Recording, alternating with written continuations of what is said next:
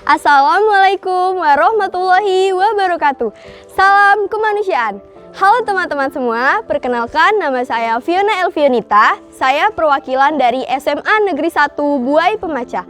Saya siap mengikuti lomba presentasi yang diadakan oleh SMK Kesehatan Bina Marta Martapura, dan saya mengucapkan selamat ulang tahun kepada PMR SMK Kesehatan Bina Marta Martapura yang ke-13. Semoga sukses selalu.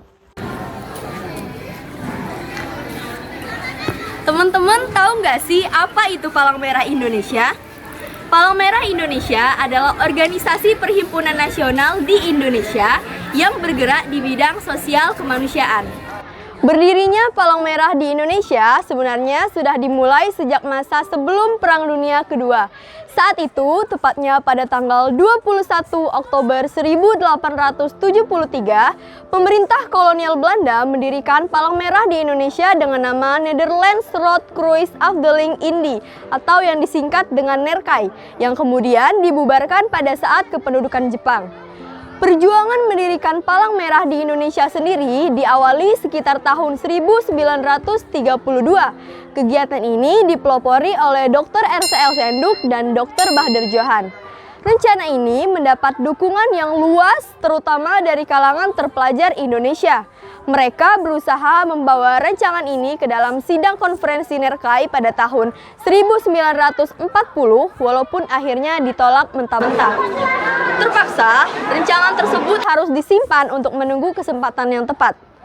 Seperti tak kenal menyerah, mereka kembali mencoba membuat Badan Palang Merah Nasional pada saat kependudukan Jepang. Namun sekali lagi, upaya tersebut mendapat halangan dari pemerintah kolonial Belanda, sehingga untuk kedua kalinya rencana tersebut harus kembali disimpan. 17 hari setelah proklamasi kemerdekaan 17 Agustus 1945, yaitu pada tanggal 3 September 1945, Presiden Soekarno mengeluarkan perintah untuk membentuk suatu Badan Palang Merah Nasional.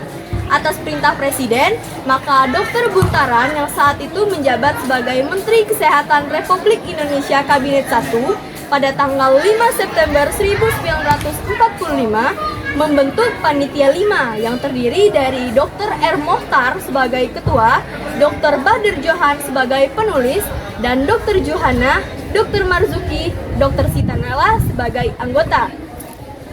Akhirnya, Palang Merah Indonesia berhasil dibentuk pada tanggal 17 September 1945 yang diketuai oleh Dr. Andes Muhammad Hatta. Di dalam satu negara hanya ada satu perhimpunan nasional, maka pada tanggal 16 Januari 1950, pemerintah kolonial Belanda membubarkan NERKAI dan memberikan asetnya ke PMI.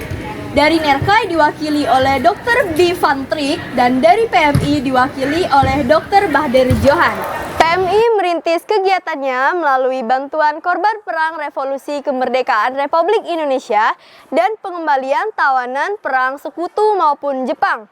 Oleh karena kinerja tersebut, PMI berhasil diakui secara internasional oleh Komite Palang Merah Internasional pada 15 Juni tahun 1950 dengan menjadi anggota Palang Merah Internasional. Setelah itu, PMI diterima menjadi anggota Perhimpunan Nasional yang ke-68 oleh Liga Perhimpunan Palang Merah dan Bulan Sabit Merah yang disebut Federasi Internasional Palang Merah dan Bulan Sabit Merah pada Oktober 1950. PMI terus memberikan bantuan hingga akhirnya pemerintah Republik Indonesia Serikat mengeluarkan Kepres nomor 25 pada 16 Januari 1950 dan dikuatkan dengan Kepres nomor 246 pada 29 November 1963. Pemerintah Indonesia kemudian mengakui keberadaan PMI. Tugas utama PMI menurut Kepres nomor 25 tahun 1950 dan Kepres nomor 246 tahun 1963 adalah untuk memberikan bantuan pertama kepada korban bencana alam dan perang sesuai dengan isi Konvensi Jenewa tahun 1949.